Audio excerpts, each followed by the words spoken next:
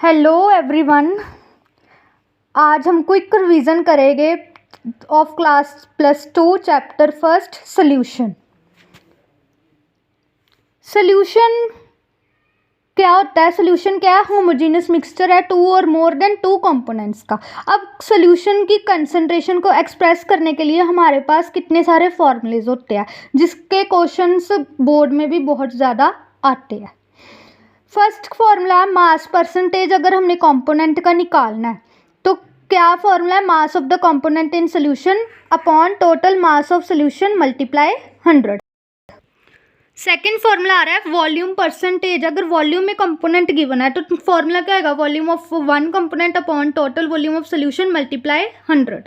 और अगर mass by volume percentage आपको निकालने को कह दे तो उसका क्या फॉर्मूला है? Mass of solute divide by 100 ml solution कितना प्रेजेंट है।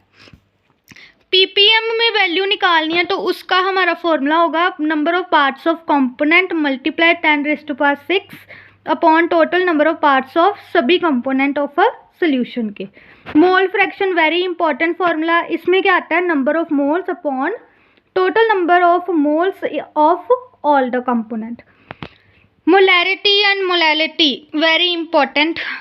मोलैरिटी क्या होता है? Number of moles of solute के वॉल्यूम ऑफ सॉल्यूशन लीटर में प्रेजेंट हो। और मोलैलिटी क्या आएगा? मोल्स ऑफ सॉल्यूट किस में प्रेजेंट है? Mass of solvent in KG. Normality निकालनी है तो उसका क्या फॉर्मूला है? Number of gram equivalent of solute upon volume of solution in litre.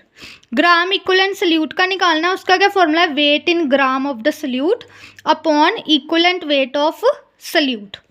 और इक्विवेलेंट वेट आता है H2SO4 का न्यूमेरिकल बड़ा है, उसमें पहले हमें इक्विवेलेंट वेट निकालना पड़ता है। उसका फॉर्मूला क्या है? मॉलिक्यूलर वेट अपॉन कितनी एसिडिटी या बेसिसिटी या वैलेंसी उसमें प्रेजेंट है। सॉल्युबिलिटी डिफाइन आ जाती है, क्या है? Substance of it maximum amount जो डिजॉल्व है स्पेसिफिक अमाउंट ऑफ सॉल्वेंट में एट स्पेसिफिक टेम्परेचर पर। अब ये कमेंट ऑन दिस स्टेटमेंट आता है like dissolves like comment on this statement. हमें पता है पोलर सॉल्यूट्स होएंगे तो वो क्या हो जाएगा? पोलर सॉल्वेंट में डिजॉल्व हो जाएंगे। Non polar solute solvent polar में डिजॉल्व नहीं होएंगे, वो किस में डिजॉल्व होएंगे? Non polar solvent, example benzene, chloroform etcetera. अब इफेक्ट ऑफ टेम्परेचर क्या आता है? अच्छा, अब सेकंड हमारा इफेक्ट, फर्स्ट है इफेक्ट ऑफ टेम्परेचर। क्या टेम्परेचर में इफेक्ट होएगा? सॉल्यूट और सॉल्वेंट जब मैंने ऐड किए, अगर मैंने टेम्परेचर बढ़ा दिया तो बड़ी फास्ट मिक्सिंग होएगी, बट जब मैं टेम्परेचर लो कर देती हूँ मिक्सिंग को टाइम लगेगा। तो हम अब देखते हैं सॉल्युबिलिटी इंक्रीज होएगी जैसे जैसे टेम्परेचर बढ़ेगा, बट उसका इफेक्ट क्या आएगा? एंडोथर्मिक रिएक्शन आएगी, प्रोसीड हो जाएगी एंडोथर्मिक रिएक्शन में। बट जब सॉल्युबिलिटी डिक्रीज हो रही है टेम्परेचर के राइज से तो तब हमारा प्रोसेस क्या हो जाएगा? एक्सोथर्मिक। मतलब डेल्टा H जो है smaller than 0 in exothermic and delta H is greater than 0 in endothermic reaction. Next है effect of pressure. Second effect आ रहा है हमारा प्रेशर का। अब प्रेशर सॉलिड एंड लिक्विड में कोई इफेक्ट शो नहीं करता, बट गैसेज में ये हाईली इनकम्प्रेसिबल होता है। नेक्स्ट आ रहा है solubility of a gas in a liquid. इसमें अगर ये टॉपिक ही है, इसमें हमारे पार्ट्स आ रहे हैं इफेक्ट ऑफ प्रेशर जिसमें हेनरी लॉ पड़ेंगे और effect of temperature. Henry law क्या कहता है? पार्शियल प्रेशर जो गैस का है वो डायरेक्टली प्रोपोर्शनल किसके है? Mole fraction of the gas. मतलब P is directly proportional to X और डायरेक्टली का साइन हटके क्या आ जाएगा? KH which is Henry constant and it is a function of nature of the gas, कैसे कि गैस उसमें प्रेजेंट होएगी। एट अ गिवन प्रेशर जितनी वैल्यू हाई हेनरी कांस्टेंट की उतना सॉल्युबिलिटी क्या होएगा? कम होएगा। मतलब इट इज़ इन्वर्सली केस्ड, higher the KH lower is the solubility. अगला क्या आ रहा है? Effect of temperature.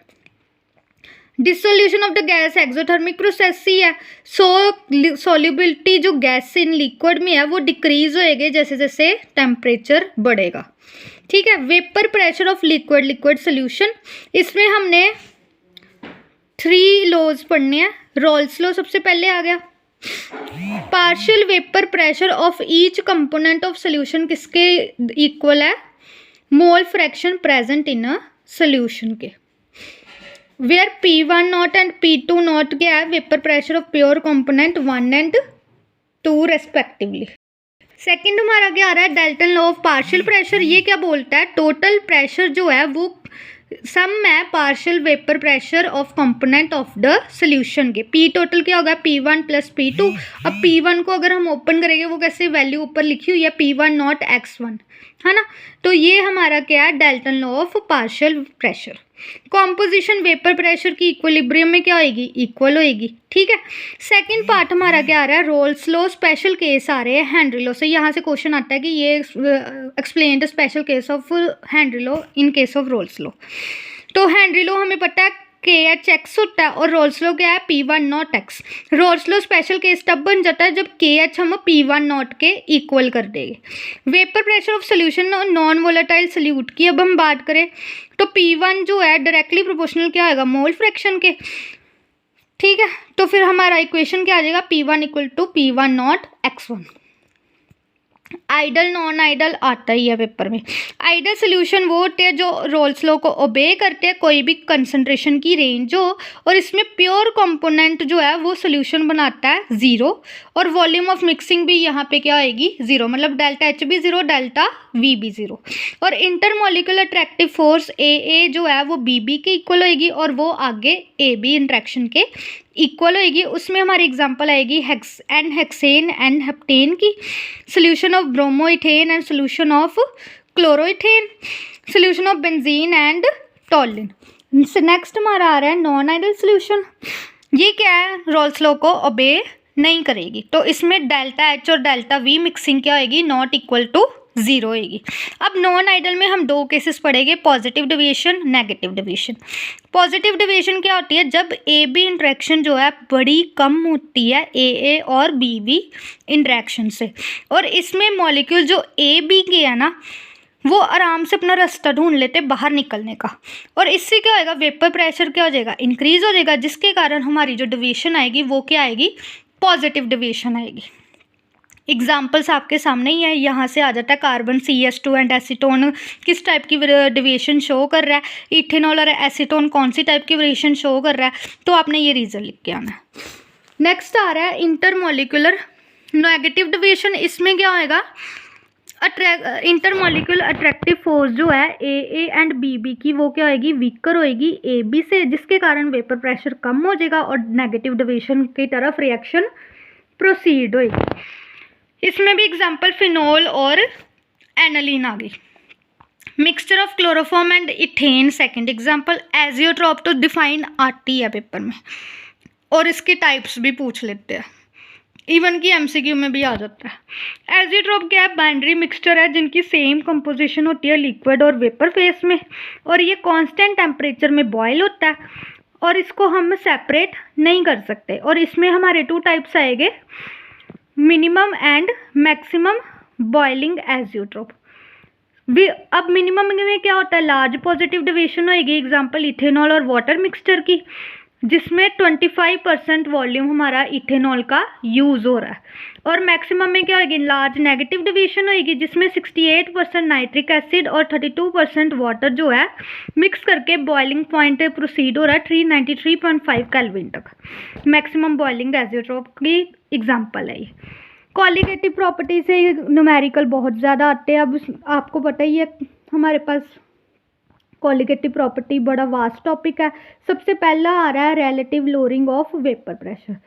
फॉर्मूला क्या है, P1 nought minus P1 upon P1 equal to X2। अब X2 आगे अगर हम फर्दर खोलेंगे तो क्या है, N2 N1 प्लस N2, और N2 क्या होता है, weight by molecular mass formula होता है ना इसका, फिर उसमें हमने वैल्यूज़ डाल दी है। एलिवेशन ऑफ बॉइलिंग पॉइंट जो है वो डायरेक्टली प्रोपोर्शनल किसकी होता है, मोलैलिटी के, ठीक है। तो delta TB is directly proportional to M small m, और डायरेक्टली साइन हटा के क्या हो जाएगा KBM, और KB हमारा क्या है, मोलल एलिवेशन कांस्टेंट या ब्यूलोस्कोपिक कांस्टेंट। TB का फॉर्मूला क्या है, KB into 1000 into W2 upon W1 into M2। Depression in freezing point क्या होता है, डायरेक्टली प्रोपोर्शनल होता है मोलैलिटी के। TF delta TF equal to KFM, और KF क्या है, क्रायोस्कोपिक या मोलर डिप्रेशन कांस्टेंट। इसका फॉर्मूला सेम, बस वैल्यू में KF हमने डालना और कुछ नहीं है। ऑस्मोटिक प्रेशर क्या होता है, जब हम अप्लाई करते हैं सोल्यूशन में एक्सेस प्रेशर क्यों करते हैं, ताकि हमारी ऑस्मोसिस प्रिवेंट हो जाए। ऑस्मोटिक प्रेशर किसके डायरेक्टली प्रोपोर्शनल है, मोलैरिटी के। मोलैरिटी के वो डायरेक्टली प्रोपोर्शनल है एट अ गिवन टेम्परेचर। तो पाई से हम उसको डोनेट करते हैं ऑस्मोटिक प्रेशर को, जो कि फॉर्मूला आता है CRT। C का आगे फर्दर खुलेगा N2/V, ठीक है। अब पाई V एक साइड और N2RT एक साइड। अगर N2 की वैल्यू डायरेक्ट है तो पुट कर देनी है, और अगर नहीं है तो उसको फर्दर खोलना है W2/M1। आइसोटोनिक सोल्यूशन कौन सा होता है, जिनका ऑस्मोटिक प्रेशर जो है वो सेम होता है, कोई भी टेम्परेचर अप्लाई कर लो। और RO क्या होता है, जिसको हम रिवर्स ऑस्मोसिस भी कहते हैं। अगर तो प्रेशर लार्जर होएगा ऑस्मोटिक प्रेशर से, तो सोल्यूशन क्या है, साइड में चले जाएगा, जिससे सॉल्वेंट जो प्योर है वो फ्लो हो रहा है सेमी परमिएबल मेम्ब्रेन से। और ये क्या है, डीसैलिनेशन सी वाटर में हम यूज़ करते हैं। उसके बाद आपका आ रहा है वेंट होफ फैक्टर। ये क्या कह रहा है, आए किसके इक्वल है, normal molar mass upon abnormal molar mass equal to observe colligative property upon calculative colligative property. उसके बाद क्विक रिवीजन ये तुम्हारा है, उसके लिए इम्पॉर्टेंट है assertion reason. Cooking is faster in pressure cooker than in cooking pan. क्यों, क्योंकि इंक्रीज हो रहा है प्रेशर कुकर का, जिसके कारण बॉइलिंग पॉइंट क्या है, वाटर का इंक्रीज हो रहा है। RBC श्रिंक हो जाते हैं जब हम इसको सलाइन वाटर में डालते हैं। क्यों, क्योंकि RBC में से पानी बाहर को निकल जाता है due to the osmosis. RBC swell in distilled water because RBC absorb क्या करता है डिस्टिल्ड वाटर को। यहाँ पे भी ऑस्मोसिस लग रहा है। अब पूछेंगे, ये 1 मार्क में आया हुआ है बोर्ड में, compare to 0.1 molar aqua solution of glucose 0. Molar aqua solution of KCl has higher boiling point. तो KCl जो है उसके आयंस फॉर्म हो जाते हैं, मतलब वो डिसोसिएट हो जाएगा, बट ग्लूकोज के आयंस फॉर्म नहीं होते। वेंट होफ फैक्टर अगर तो लेस देन 1 है, तब एग्जाम्पल CH3COH क्या करेगा, बेंजीन में डिजोल्व होएगा। और अगर ये ग्रेटर है, कब होएगा, जब CH3 वो भी, तब वो किस में डिजोल्व होएगा, वाटर में। एक्वेटिक स्पीसीज जो है कंफर्टेबल है कोल्ड वाटर से। क्यों, क्योंकि टेम्परेचर वहाँ डिक्रीज़ हो रहा है, जिसके कारण KH की वैल्यू भी डिक्रीज़ और सॉल्युबिलिटी जो ऑक्सीजन निकलनी है वो इंक्रीज़ हो जाएगी, और इसी के कारण हमारा सॉल्युबिलिटी इंक्रीज़ और टेम्परेचर क्या हो जाएगा, decrease. High altitude people suffer from anoxia resulting in inability to think, very important, due to low concentration of oxygen in blood or due to low partial pressure of oxygen. A solution of acetone and chloroform में क्या होएगा, maximum boiling एजिट्रोप होएगा। क्यों, क्योंकि इसमें hydrogen bonding सबसे ज़्यादा है, सल्यूट सॉल्वेंट इंट्रैक्शन ज़्यादा है, और नेगेटिव डेविएशन शो करेगा रोल्स लॉ के अकॉर्डिंग।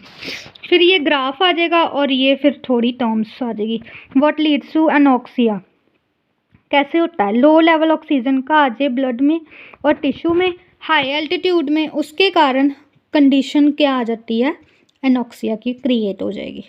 सिग्निफिकेंस भी आपको पता होगा, रिवीजन बहुत ज़्यादा चल रही है। फिर बॉइलिंग पॉइंट, ये सारे एक बार गो थ्रू कर लेना। Have a nice day.